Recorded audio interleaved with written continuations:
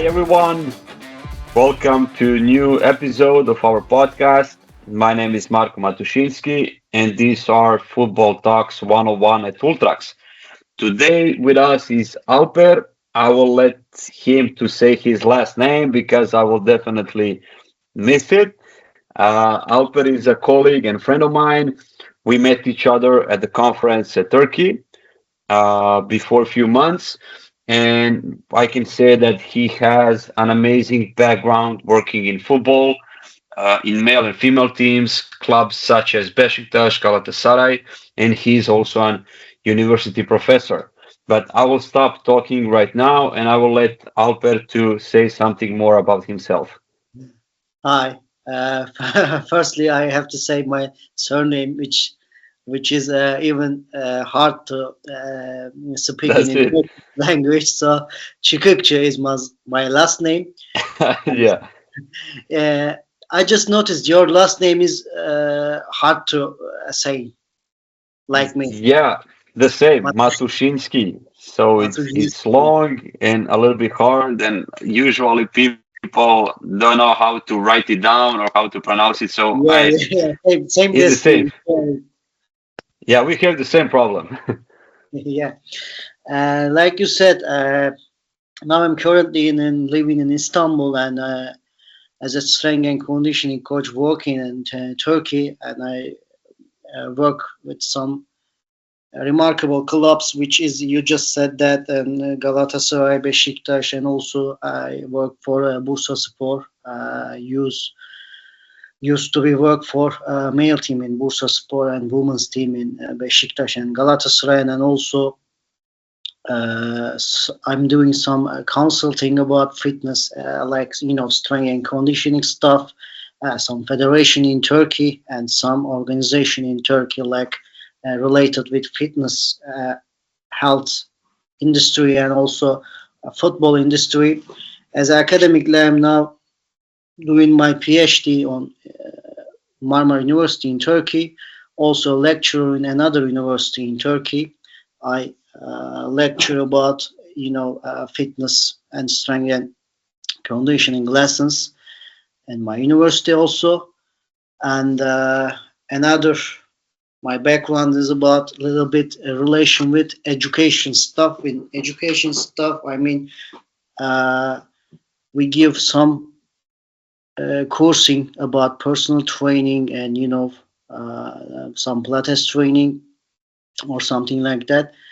And I am coordinator that kind of organization also. So, but I am a guy who loves in being field. That's why I Yeah, always chasing my dream as strength and conditioning coach side. Or also, I want to, when I learned another theoretical subject in our field, I have to transfer it to field. This is keeps me motivating. And also, I am work with Ultrax. Maybe you know that Ultrax. no, what was that? No, no, I know It's definitely. How it's not? a Yeah, functional software.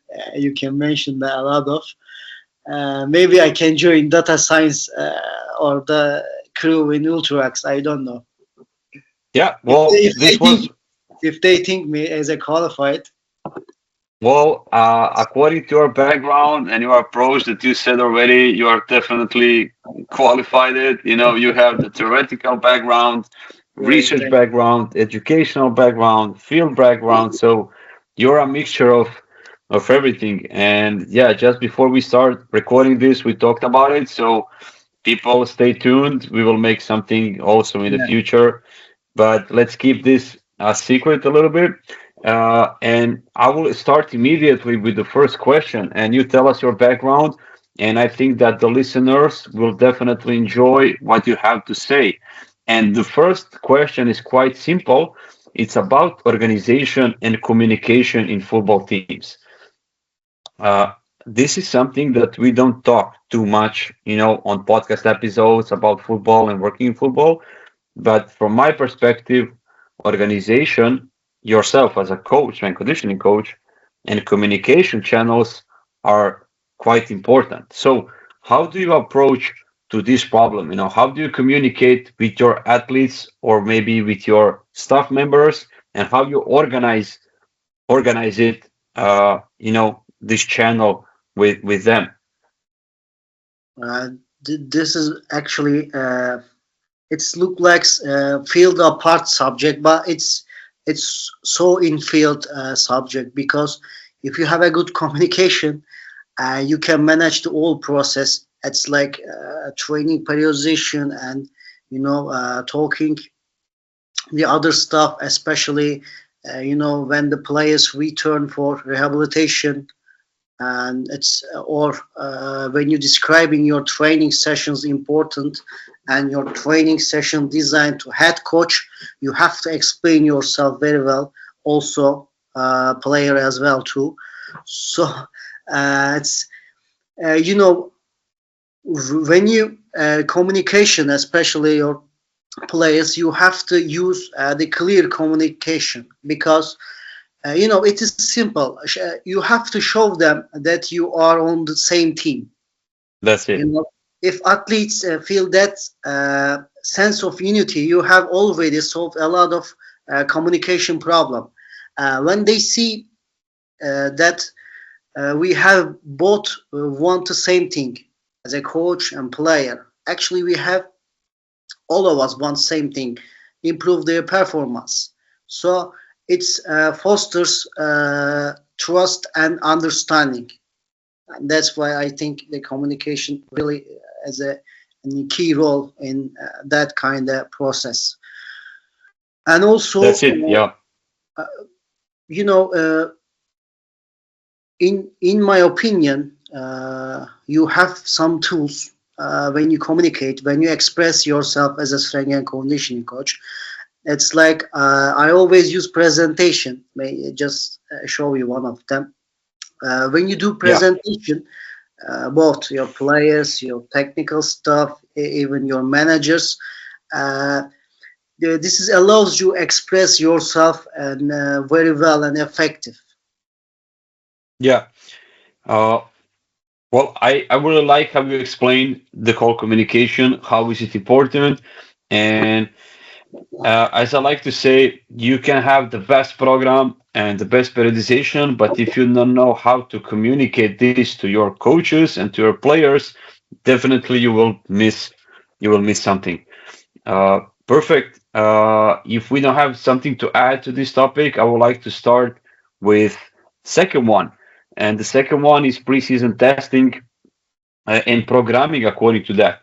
Now we are in Croatia. We are starting with preseason, and some of the teams in the first division are training uh, now in their preseason, and some of them done some kind of testing procedures. And my question for you is, what and how do you approach to testing, and what kind of test do you use with your clubs? Yeah, it's it's good and hard question.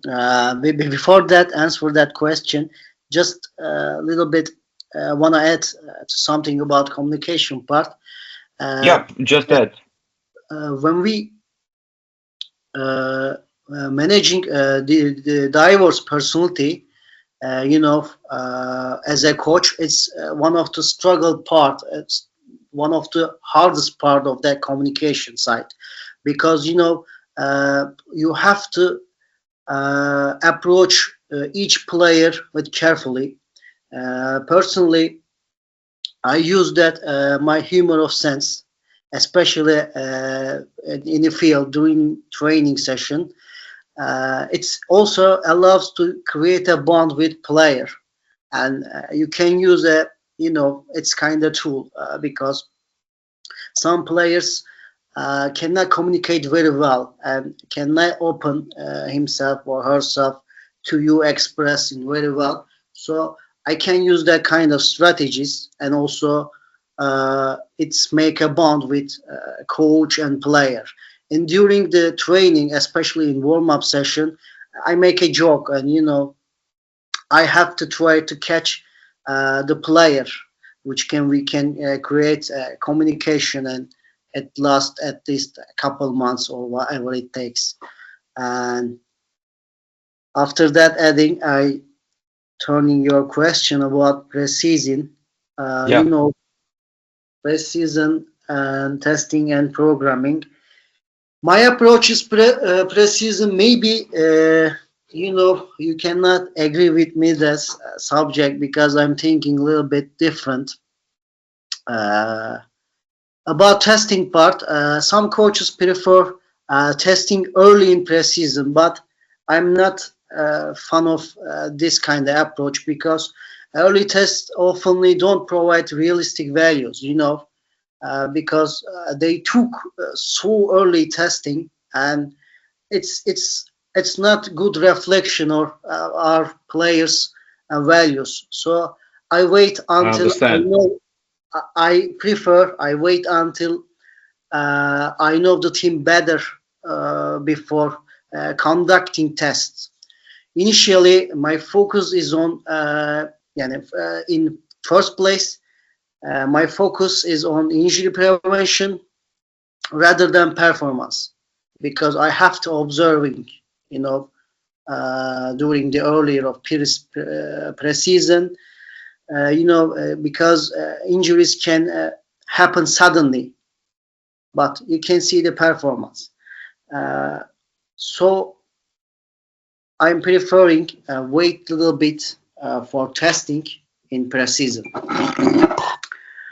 and also you just said about something metrics, right? Yeah, but before we start with the metrics, you said that you are doing your testing later in preseason. Yeah, So if you are not doing, I know that some teams are doing their testing immediately in preseason, like first few days. So if yeah. you are not doing your testing at that day, when do you do your testing procedure? So do you do them like next week after a 10 days, or do you have any specific procedure that you use? Uh, According to schedule, maybe they can fix a game, a friendly game. Probably it's like uh, 1 week later, or like you said before, 10 days later. But it 10 days depends on later. Okay, game schedule because yeah, head coach wants to make a friendly match, so that's it. something you have to arrange with the other parameters. Okay, so after a 10 days. Okay, perfect. Makes totally sense because you want to prepare your players a little bit for testing procedure. And when you do the battery, or let's say battery or testing procedure, what kind of test do you use? Do you have any specific test that you like? Like, let's say in power, you like to use counter movement jumps or squat jumps, or maybe in endurance, you like to use beep test, or what kind of test do you use with your teams? Uh, like I said before, my first priority is about actually injury Injury prevention. prevention. Yeah. Yeah, so I can make a test about their some range of motion, angle, or their readiness freshness level. After that, of course, I can use that protocol, which is about sprint, maximal sprint speed, also acceleration, and also if I have a time, agility tests. Uh, then I can use some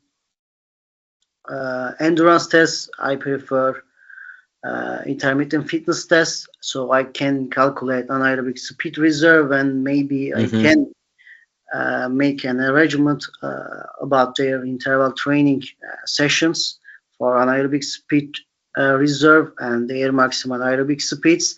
After that, some gym-based tests and option on the table, like you said, counter movement jump, and I'm also focus on squat jump, and also I want to clarify the eccentric utilization ratio, which I can use counter movement jump and squat jump, and I can make another variety. We call it eccentric utilization ratio, especially in about their hamstring performance and uh, upper and lower extremity relation. I have to check this.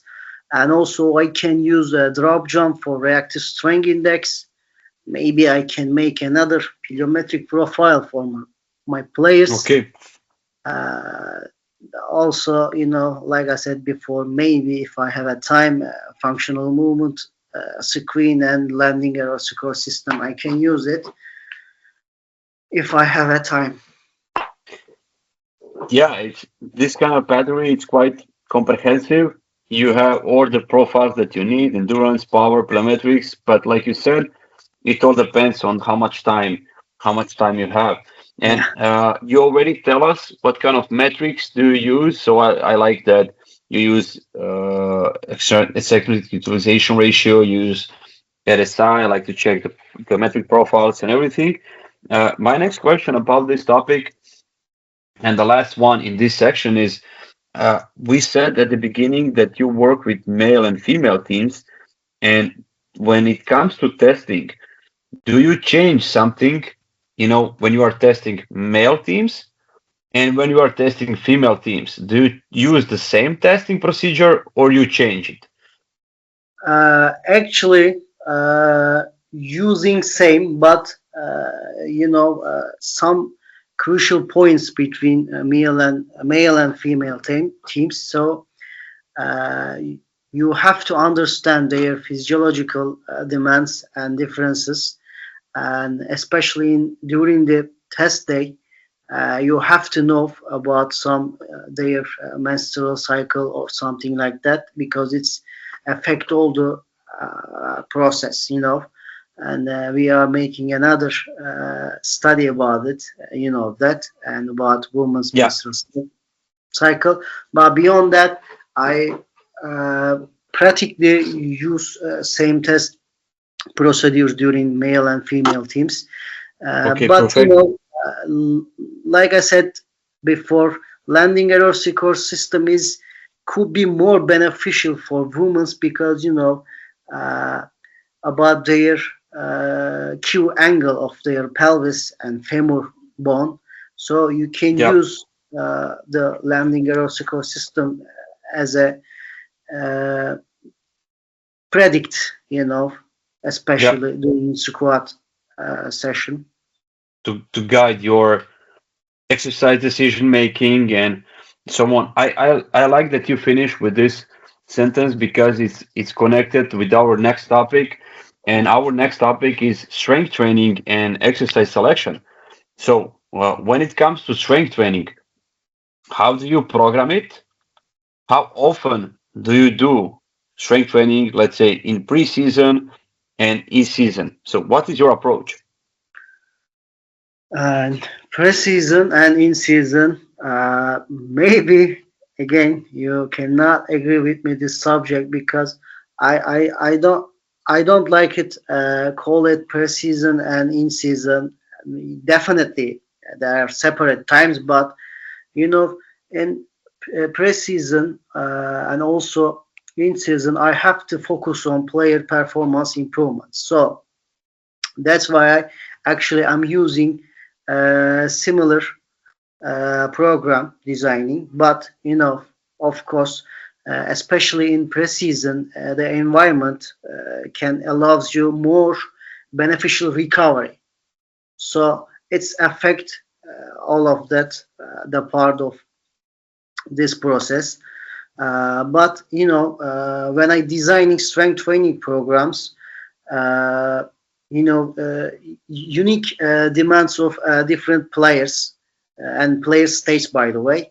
If you work with women's, if you work with under teams, if you work with senior teams, you have to understand their biological, physiological demands, and designing according this kind of parameters. And I am on both states, I mean women's and men's, huge fan of my contrast training sessions, because strength my strength program and my strength aim must be improve my players' performance. Doesn't matter which time in pre-season or in season, and also I don't believe this maintenance part in annual cycle in our training designing because Yeah, we always have to perform maximizing our performance. Okay, you can use progressive overload, you can use undulating designing, undulating strength training, periodization designing, but you have to always perform your players peak values. So if you can great recovery session, if you can make a great load monitorization, it doesn't matter how which time you try to focus on improve their performance in season or pre-season. That's why I think they are similar actually, and I use a similar strength training program, but a little bit differences, of course. yeah, And for monitoring, I rely on velocity zones, which using accelerometers, force platform, and also any kind of load measurements. yeah. Okay, perfect. I like how you have your way of thinking, like in testing and also in programming strength. And I agree here with you in two things that you said, that preseason and in season in football almost start to be the same thing because we have a lot of games in preseason. It's almost the Yes, same like in season. So you're basically working like normal in season microcycle. Well, you can have some kind of double sessions and so on, what coaches are doing here in Croatia, but basically, in I think in future it will be the same thing, especially if you have a lot of games inside. And you also mentioned, okay, about the contrast method, that this is something that you really like to do, and you mentioned that you are checking some reactions according to monitoring, and I will get back to that fast. But before we go on monitoring about strength training, one more thing. Uh, Do you use and do you do your strength exercises before training or after training? You know, some coaches like to do their strength training before, some of them like to do some work after a session. So how do you approach to this? uh, actually, I a little bit prefer individual strength training with my players, especially when I stay in facility or when I keep in with players together between them.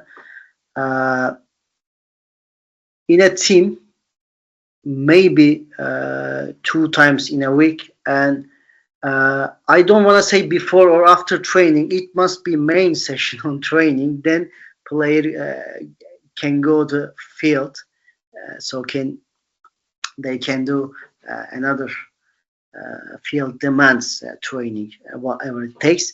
But if I set to something certain, I can prefer the before training strength training. I can use it. All right. As you mentioned, the monitoring strategies that you use in strength training, I will use this to check your philosophy on monitoring athletes during the season. So, how do you balance your workload and recovery? Yes, especially strength training. Monitoring depends on several factors, but two key principles guide me. One, progressive overload with undulating strength training design. Two, delayed onset muscle soreness, especially my gym training sessions. Two main headlines. I try to focus on what's going on because beyond strength training, I allocated at least 2 days for injury prediction, like match day +1 and match day -1.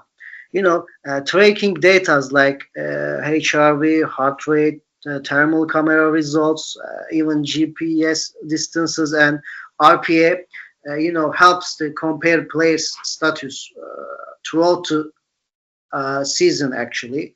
But like I said before, especially strength and training monitorization, I you know RPA and some thermal camera. You can use it infrared technology. Could be beneficial for me. Yeah, you have the whole like this. You have the whole picture, like how hard was the session with RP, and then you also have the pictures with thermal camera to see internal reactions of their body. So yeah, it's a great combination. And as you already mentioned, RPE. What are your thoughts about RPE? You said that you are using RPE method, but what do you think about it? Do you think it's useful? How often do you use it with your teams? Uh, Earlier of my coaching career, I wasn't a fan of RPA, but now I use it regularly, as part of my monitoring process because I see it's so beneficial for strength and conditioning coach. It's especially when you're using GPS and heart rate data to creating workload ratios. RPA also provides insights into players' perceptions, which is so important and amazing. Uh, when all parameters like GPS, heart rates, RPS align it, when you have that kind of three elements of monitorization parameters, I feel Yeah, like okay, I am done with this. It's make me feel so comfortable about comfortable. when I Yeah, using RPA, especially connect and form the relation with GPS and heart rate data. I feel like so comfort and insecure. yeah. So it's like a whole circle. You have the whole Yeah, uh, definitely. circular causation model, like they like to call this. Like you do something, you check the reaction, what you done, then you check the reaction of your athletes, and then you do your undulating programming and changing in programs the things that you need to do. So yeah, it's a Definitely, quite definitely. yeah quite complex monitoring system. I like it. Well, when I work with my teams, this is something that You, I yeah can hear it's you right now. Okay, now I can hear you. yeah, it's perfect. A little bit the connection is, but we are on a we are far away, so maybe this is. But yeah, I just said that you have a very good monitoring cycle. You're covering everything, so yeah, it's totally makes sense. And now we covered strength monitoring, preseason testing. I have one more topic. Well, basically two of them. They are game day priming or game day preparation. So, how do you prepare your teams on match day -1 and on a match day? Do you have any something specific that you are doing? I will give an example. Some coaches likes to do priming session on a match day, let's say in the morning gym, afternoon game. Some of them in Croatia like to go for a walk. Some of them like to do mobility. Some of them don't do nothing. So, how do you approach to this? Actually, it's not about us as a strength and conditioning coach. It depends on the players. Some of them preferred a gym session in the morning of the game. You know, I work with Serbian national team player, and she was obsessed with and during the morning she has to do something. Especially in mobilization Yeah, and some understand. or even some explosive movement. She wants it badly. Like I said, it depends on the player. Some of players. want to work with you, especially in gym. Some of prefer sleeping until breakfast or even a game meal. Yeah, I know these guys. However, I believe a good mobilization and core session is essential for everyone on a game day. Especially some mobility exercise, really important for prepare their game. Okay, perfect. Perfect. Nice the part of mobility and how you individualize things again, because some of them like to do it, some of them don't, especially if you are working with professional players who know their bodies. And yeah, sometimes it's easier with them because they understand what Yeah. they like to do. And but what with the guys who don't play so much minutes on the game or do not travel with the team? So now we are coming to compensation training session. You know, do you do your compensation because it start to be like a quite big topic. You know what to do with substitutes and reserve players. So do you do any type of compensation training session? When do you do it? And what kind of exercises do you use? Definitely, uh, I prefer to do it something even immediately the game or next day. So after a Because game, yeah. So after a game, immediately, and next day, if you have training session. it's depend about their playing times. If they are non-starters, I can let them for that day. But if they play, like 30 minutes, I can make some interval runs or some small-sided games to the field immediately. But if they play a little bit, but if they didn't play at all, uh, I I make a plan for them for next day. Could be more beneficial because it's another process to warm up, and their Yeah, mental status can affect, mental status is important here. Yeah, yeah, and easily. So I believe, very believing in power of regeneration. So next day must be 100% a regeneration day, not day off. Uh, Sometimes traveling took too much time and it's affect the next day, but in generally must be regeneration day, and you have to regeneration training your starters. When it comes to non-starters, they must cover that high sprint runs and even some sprint okay, distances 100%, because if they 100%. uh, Okay, miss a couple of training session regeneration after that training session, it's going to affect whole their monetization, and their yeah, load all through its season. yeah. So you want to cover high speeds and sprints, and you mentioned 100%. Does this mean that, let's say, if the player is collecting 200 meters of sprinting in a game, next day you want to collect that exact number, let's say that. Pretty much, it's again, Yeah, it depends on what's your design. You can also use with some game-based training styles, which you have to combine with some interval strict runs or sprint interval runs, because they are so strict and can be boring for next day as a player, especially when we think about the non-starters. You can implementing some small-sided games with them. It depends. but you want to cover, yeah, like you said, you want to cover some speed work, high speed work, you want to cover some acceleration, deceleration.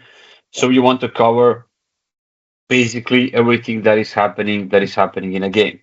Yeah, Yeah, this is the idea of compensation training session. yeah, Yeah, yeah. It okay. is. Perfect. Perfect. Alper, I think we came to an end with the whole topic section. And I think now is the time to wrap the whole things up. And for you, and can you tell and share us, do you have any upcoming projects in the future? And if can you tell also to listeners where they can find you? You know, if some of them wants to talk with you, to maybe ask you some questions or anything related to this. Okay. When we talk about wrap up part, uh, I just make it clarify a little bit points, a couple of Yeah, points, perfect. Please do. Yeah, and must understand that this job involves so many variables. So we have to always focus on the see on big picture as a strength and conditioning coach. It's not about just our only fitness training or field training or some GPS data. We have to see that big picture and using sports science knowledge effectively because it's so important to me as a I call it myself sports scientist. Also communicate clearly and uh, effectively. And maybe the most important part, you have to maintain a balance between load and recovery in training plans. And that's it's it. it's our job is evolving this part actually, maintain a balance between load and recovery in training plans. About my project, uh, except Ultrax, you know, The most I can important project. I cannot share some details right now, but I'm always exciting about Ultrax and my other uh, projects, and also they can find me on social media via LinkedIn or Instagram. They can Okay, find perfect. me easily. I did I talk too much too No, complicated? no, man. This is perfect. Okay, This is thank you. perfect. I think that we covered everything from the topics mentioned. People will hear definitely some good and great stuff, especially when they see the background and experience that you have, and you gave us a lot of great insight into the topics. Alper, thank you one more time for your time. Thank you too. I hope, yeah, I hope that you enjoyed as much as me do, as I have. And I invite everybody to follow Alper on his social media, follow Ultrax, check our webpage, check our Instagram, LinkedIn, contact us if you have any more questions. Alper, thank you one more time. I wish you all the best in your future secret projects, and I hope that we will see them quite soon.